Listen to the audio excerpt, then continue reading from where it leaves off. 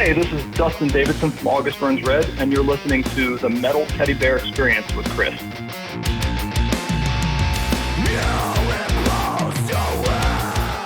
Welcome back to the Metal Teddy Bear Experience here in 90.3 WMSC, Upper Montclair. This is your host, Chris, and I have a special guest on the line. I have Dustin, the bassist of August Burns Red. What's up, man? How you doing? I'm doing great. How are you, Chris? Pretty good right now. I got a cup of coffee. Got my Valhalla Java, the Ode of Force blend. I don't know if you're familiar with that. That's Zach Wild's coffee. Good deal. Yeah. Do you guys actually have a coffee? Does August Burns Red have a coffee? Excuse me. We did a coffee one time with, I forgot the name, but it's Paul from Between the Buried and Me's coffee roastery that he has. Oh, I'm blanking on the name, but we did it. Yeah. Well, is that it? I think that's it. Yeah, we did one with him during the Messengers tour. We did 10-year anniversary. I think that's when we had that one. Pretty sure it was called Vital Grinds. We have a song called Vital Signs. So that was one time we did coffee, but our boys in the band, we have a lot of coffee heads. I enjoy coffee, but I'm a tea guy myself, so I'm drinking a green tea right now. Excuse me. Okay, cool. Yeah, I've actually been trying to do that. Just sometimes a little coffee's too much. You know, sometimes if you drink it like 3 cups a day or something like that. So I'm trying to substitute with tea a little bit, and green tea is usually my tea of choice.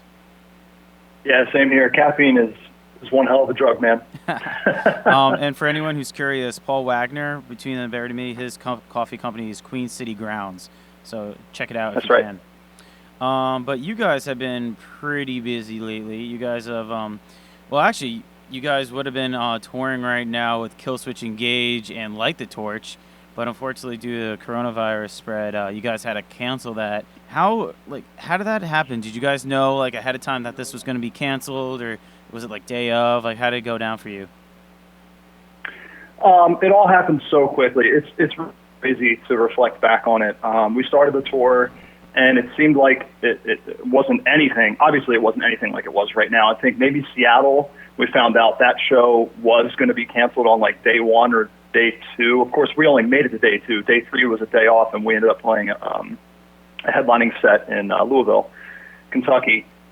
So I think around day 2, we found out that, oh man, okay, Seattle's not going to work because they're imposing restrictions on caps over 1,000. So there goes our show. San Francisco was following, and then they all started cutting, and we started thinking man, how many cuts, how many cancellations can we sustain and still come out on top on this tour? And I think it was day 2 or day 3, we're like, all right, well, we're going to wake up and it's probably going to be canceled. And day 3 is when we were talking about it on our day off, and it became a reality.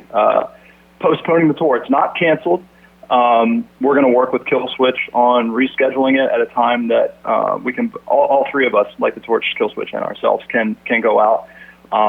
So all tickets will be honored for when we do reschedule it, because, like I said, we only hit 2 markets on that tour, and it was supposed to be a big one. So it's a huge bummer, but I mean, I understand we need to listen to our public officials and try to do everything that we can to, nip this in the butt for it. It could be a lot worse, so. Yeah, I definitely get that. I know a lot of bands wouldn't have canceled or postponed their tours if it wasn't for state and venues having to shut down. A lot of bands were like, we're going to keep going. Right, we were talking about how can we do this? Can we start doing okay, if the show gets canceled and it's limited to 1,000 or whatever, can we do say we're in Seattle where we'd have over 1,000 tickets, can we do 2 shows in Seattle, or is that just a no? And it was just it became a reality that it was definitely a no. I mean, here in Maryland today, they announced they're shutting down bars, restaurants, gyms, movie theaters. Anything over 50 capacity is being shut down here in Maryland after 5 p.m. Yeah, I've been hearing that a lot.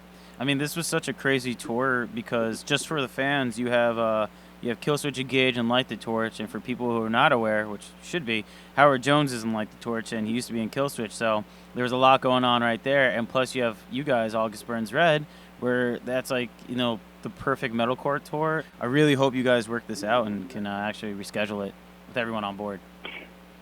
And we're gonna work it out. We're gonna reschedule it. We're trying to do it as fast as we can. And we will announce it as soon as it's all lined up and rescheduled. But like you said, yeah, it's an awesome tour for metal fans alike. I mean, we have a good crossover. A lot of our fans were stoked that we were going out with Killswitch, so it's just an awesome tour, and we look forward to getting back on the road whenever we can. it's not just like you guys, the bands, but there's also a lot of people like the the stagehands, the roadies. Like a lot of people are hurt by this. Are you doing any GoFundMe's, like sales at your merch, like online, or is there anything you guys are trying to do? We haven't put anything together like that. I'm certainly open to do that because, I mean, some of our guys the whole industry is affected by it. Our front of house, his name's Chris too, he doesn't have a job now at home. He's like, well, I guess I'm going to have to drive for Uber because he works for Live Nation venues that are over 1,000 caps, so they're shut down. Yeah. No tours are happening, so it's just like, anything that we can do to help our crew guys out and crew guys alike in this time of need. Really everyone, we should all be looking towards each other and saying, what can we do to help out our brothers and our sisters? Because it's a terrible time for the music industry. It's a terrible time for just about every industry is affected. So I'm certainly open to conversations with our guys to try and figure out any kind of GoFundMe or certain donations we can do to help people across the industry and across the world. I thought it was actually an interesting take for Code Orange, where they were supposed to play their release show, and they went along and did it anyway, but it just to an empty room in Pittsburgh, and they live streamed the event, and actually it got like 12,000 viewers, I think, and they got a lot of donations, subscribers. Do you think this is something that bands will like, oh wait, this is a great idea, let's use it for our band? Do you think that this will catch on? Yeah, wow, I hadn't heard that. That's a really unique idea and a wonderful idea. People want to go to shows. People want to see live performances. And live streaming is very popular right now. I think that's a wonderful idea. I'd like to see that pick up. That's a great way to fund some guys while they're off tour and not working. Did that happen the other day? That happened recently, you said? I'm pretty sure it happened a day ago. I could see that taking off then. I mean, people still want to see shows. I guess it depends on what, well, like, if your bar is closed, I mean, where do you do it? You do it at like a practice space? You do it at your house? Like, what do you do? It presents a lot of cool options, I guess. It'd be something cool to look into for sure. Well, they did it at their Roxanne Theater in Pittsburgh, and apparently a lot of people were like, this is my first Code Orange show. This is really cool. And it probably, that's awesome. I think that, like, because they saw it online, and it was like professionally done. It wasn't just like they put up a phone or something. It was actually nice and well recorded. So I think that actually brings more fans to their next show when they actually do tour again because they saw it online. So I think this is a great thing. If bands can like do this more often when shows get canceled, like this would be great. Yeah. I'd like to see more bands get behind that. That'd be really cool. For you guys, though, you guys actually been pretty busy with your brand new record, Guardians. That comes out April 3rd, Fearless Records. How pumped are you for this release? I'm very pumped for this release. We've been sitting on the album for a while, spent a lot of time writing it, and recorded it actually in 2 different sessions. We kept it secret for a while. We started recording it in April of last year and didn't announce it until the fall that we were doing the album. So it's just like, it's been sitting for a while, and I'm just really eager to get it out. Yeah, I've noticed that with a lot of bands now. This is a trend. I was talking to other people like Trivium. They dropped their song, and now their album's out. Like, it's almost out. You guys dropped Offender, and now your album's almost out. It's like bands are just keeping quiet and then releasing a single, and a month later there's a new album. Yeah, but for me personally, it's like recording this album back in April of last year and waiting until April of this year to release it. It's like I've had like that first session was 8 songs we recorded, and it's like, dude, I've been sitting on these 8 songs for so long. Like, can we hurry up and get this album out? Like, I want people to hear it. I've heard it enough. Like, I want to share the record now. So it was a waiting game. So why did it take so long? Was it like a label thing? Was it like a band member thing? What was it? No, it was because of our touring schedule, because we were doing so much touring last year to support 10 year anniversary of Constellations. So it was the only way that we could fit like an album into our schedule, because we had so much world touring to do last year. So we had to break it up, do a month in April, and then come back in the fall after our headlining tour we did in the States, which was like 7+ weeks long, and then wrap it up. So that was really the only way we could fit it into our schedule to get it done so we could release it this year. Okay, I totally get that.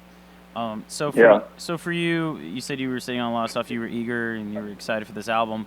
Which track really speaks out to you, or which one are you really proud of? My favorite track on the album is a song called "Extinct" by Instinct, and maybe I'm selfish because I wrote the music to that song.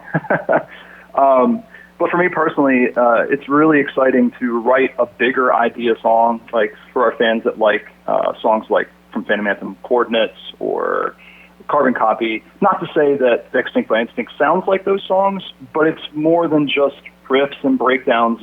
It's fun artistically for me to get involved in developing parts and writing songs that are longer and bigger ideas. And I'm just really happy with how that song turned out. So that's a track that stands out to me on an album that is by far our heaviest album we've done. Is there any track on the record that was really a challenge for you guys to get through, that you almost thought was going to make the record but actually ended up coming out okay? We honestly don't really pick what songs make and don't make the record until the end. And once we've heard the whole album, then we decide, okay, well, this song doesn't fit, or this song does work good now. You know, until you hear the whole album back and forth and you start placing the tracks, it's hard to make that decision. So there's not really one that stands out to me that's like, okay, that was one that wasn't going to make the album and now it's recorded it does make the album.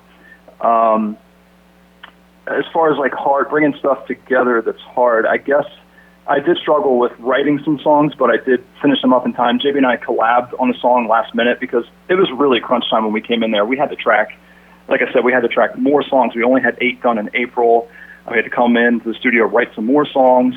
We didn't really have a lot of time to write. JP was really busy with some family stuff. We had to record all drums because we didn't record drums in the first month of recording. We just focused on guitars and auxiliary instruments. So when we came back in the studio, we had to record more songs, drums, vocals. And so a lot of things were happening at once. Like vocals were happening while we were finishing up guitars, or vocals were happening while we were finishing up drums, because we work with 2 producers, Grant and Carson Soglak and Grant Carlin. And so it was really nice to be able to break and split into those groups. So there was a couple songs towards the end that was like, I don't have time to finish this. I'm going to record this one. JB, can you finish this one? And it's really the first time JB and I kind of collaborated on some stuff. So it was really cool to bring that together. And we did have a song come together super last minute, one that I was like, I don't have time to finish this. And JB was like, I can work at it. So honestly, the record just came together like, at least that song came together like, it's got to happen or it's not going to happen. So, and that song itself stands out on the album to me too, because it's super heavy. But yeah. Do you ever take a little hectic for a little while? Yeah, of course, I can imagine. I mean, especially with not getting your drum parts done in time and someone else has to finish the song. I totally get that. Are there ever times where you just step away from like a song and, just in general, like I'm not focusing on that song anymore, I'm just going to move on to something else? Oh, yeah, for me, all the time. JB, I know he usually works through stuff, and he'll like work through a song. If he gets stuck, he'll take a break and come back to it. Now, me, on the other hand, I sat down yesterday and I was like, what am I going to do with myself now that I have all this time on my hands? Well, I should just write new stuff, just sit down and write. So I sat down and reorganized a bunch of ideas that I have to sit down during this time off and continue to write. Excuse me. And I found probably like 5 different ideas for new songs.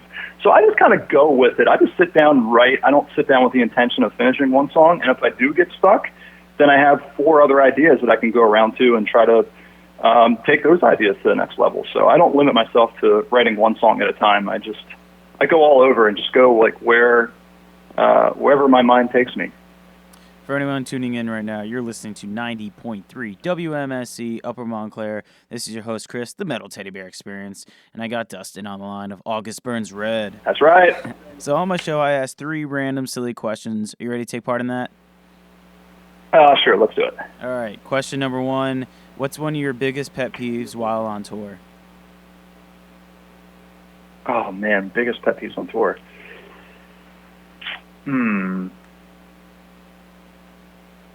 People brushing their teeth in the aisle on the bus.